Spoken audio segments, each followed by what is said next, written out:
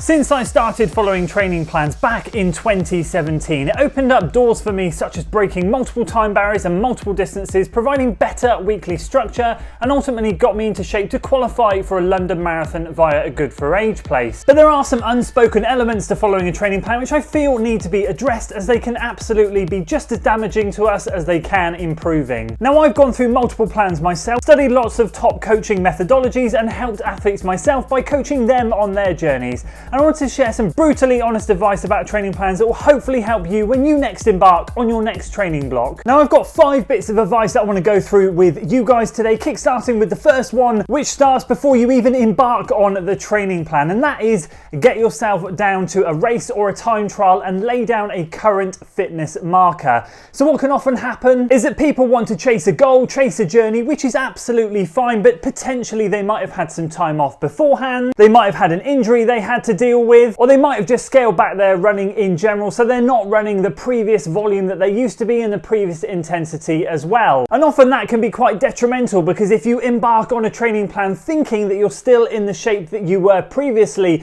prior to injury, prior to a break, or prior to whatever the gap in your running has been, it can be really detrimental in terms of overreaching and straining too hard when you're trying to hit certain paces, certain distances. It's really important to draw a new line in the sand so that you know exactly where you're starting from. Being honest with yourself as a runner can often be the hardest thing, but it's something that you kind of teach yourself over time. You love to think that you are somewhere that you're potentially not, and sometimes you have to accept that having a break is good mentally and physically, but when you are ready to restart those goals, it is so important just to head down to a park run, do a 5k, jump into a race, whatever it might be. 5ks tend to be great for longer distances like 10ks, half marathons, and even potentially marathons, because you can extrapolate that data, take it into a pace calculator, and get a good idea as to where your potential race target might be for time, and then also it will provide you with the suitable training paces. So that's definitely the first thing to do before you even start on the training plan. And number 2, my best advice is going to be to be flexible with the training plan. I think what a lot of people go through, including myself back in the early days,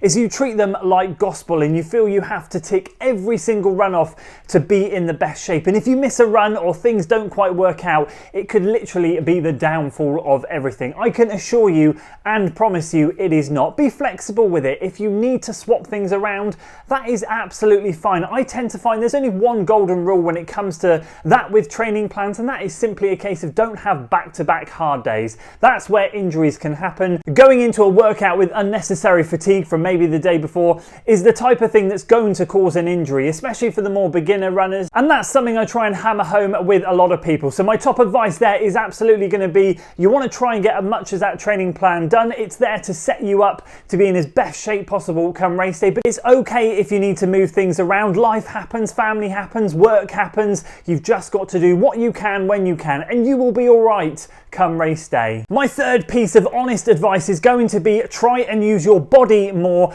to learn how you're feeling. It's great going into a plan. Often these plans can provide us with some kind of metric, or you might choose a plan that works to the metric you like to use, which might be pace, it might be power, it might be heart rate, or if you're more advanced, it might be lactate testing. Who knows? But the ultimate goal is you have to listen to your body, because just remember, best piece of advice I've ever had, your body doesn't understand pace, it doesn't understand power, it doesn't know about anything else. It literally knows the effort that you are putting in and nothing more. So what's really important is if you are really religious about sticking to a metric, that's great, and they're there to help you with your training and hopefully keep you in check, not to overcook things. But start with your easy runs, maybe by not using a metric, maybe just by going out and running super easy. I'm not going to regurgitate a load of stuff on how you should know your easy runs are easy. I think a lot of us understand that, but if you're not entirely sure, basically it's a conversational pace, very relaxed, super slow. You should be really calm when you're out on your easy run. Breathing pattern of 4-4 is also really good advice. So for every 4 steps you take, it should be 1 breath in, and every 4 steps you take again, it should be 1 breath out. I tend to find that that's a really good golden rule to stick to,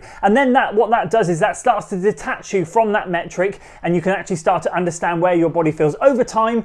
I've managed to get myself into a situation where I know where my breathing changes occur. I can pretty much tell you where I go from my zone 2 into zone 3 due to that breathing change. And again, when I hit my anaerobic threshold and cross that as well, there's a lot of things that you can pick up over time. So starting with those easy runs is such a great place. It just gets you a little bit more in tune with your body, and over time you can start to wean yourself away from those metrics on a few of the sessions and just start to try and go by feel. Again, in the long run, it will help you massively in races. We've got bigger variables in races like the weather. It might be super hot, it might be super windy, and then of course some of those metrics go out the window because you've got to listen to your body. And I know in my case and other people's cases, sometimes we can just push through and ultimately we're working too hard, or maybe sometimes working not hard enough. Either way, listening to our body and starting to work on that is a really important thing. Number 4, I would definitely try and seek out a more reputable type of training plan from someone that really knows what they're doing. And again, that's really hard to define, but I've seen a lot of really free, easy training plans over the internet that don't particularly progress you with volume or progress you with intensity. They're just there to kind of tick you along and get you through the race. And that might be what you need, but you might want to consider something that is going to progress you through the plan to build up fitness and to get you into the best shape as possible. And obviously I could be talking to two different types of audiences here. I could be talking to the audience that just wants to complete a race, and then those type of plans are absolutely fine. But for the audience that wants to maybe try and push themselves a little bit and maybe progress from the last one, what you're looking from a training plan is to see how they progress you through the volume, how they progress you through the distances. A great example, I might find a training plan that's 12 weeks long and the easy runs on some of those days stay exactly the same and the long runs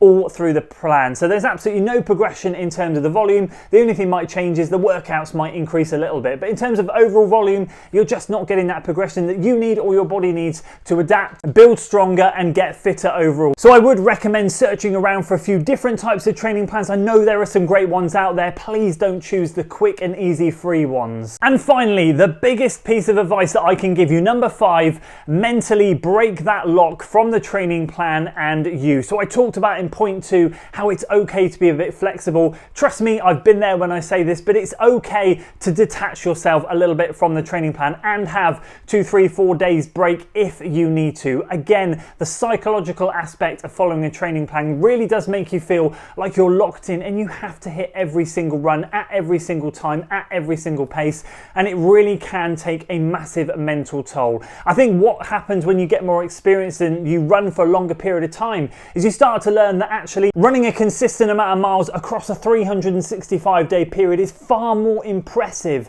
than it is just completing a couple of training plans in a year and then ultimately having a lot of downtime in between. It's really, really important that you actually do take yourself back if life gets stressful, if work gets stressful, if family takes a lot of your time, then just step back for a few days. It's okay. I tend to personally now lock in for a block and then I'll take some serious downtime in between. I'll drop some runs. I'll miss runs here and there, and that's okay. It allows me to mentally reset and it allows me to get ready and lock in and go again for the next big goal. I highly recommend for you guys, when you get that training plan and you look at it, don't see it as a marital attachment for the next 12 weeks. You've got to take it as, do you know what? I'm going to complete as many of these runs as I can in as best order as I can, but if things crop up, it's okay. If I complete, let's say 90% of this plan, that's better than mentally and physically burning myself out, because I guarantee you, if you follow that and you do have a mental burnout at the end, you won't want to get back running again afterwards for a long time. And again, that can be worse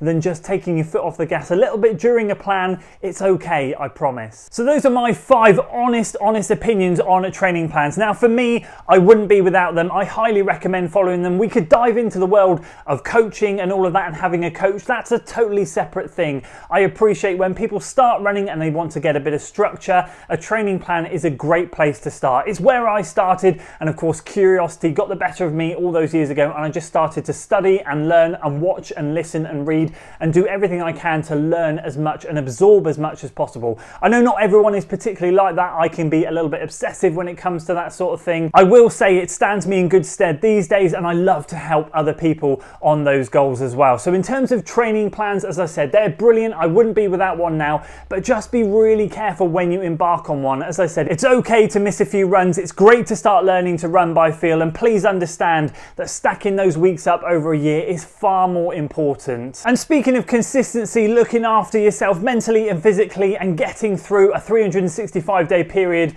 injury-free, do check out this video up here. This is my 7 biggest running mistakes that I feel lead runners to injury. And if you're interested in seeing how I got on in my last race, do check out this video down here, and I'll see you guys over on one of those.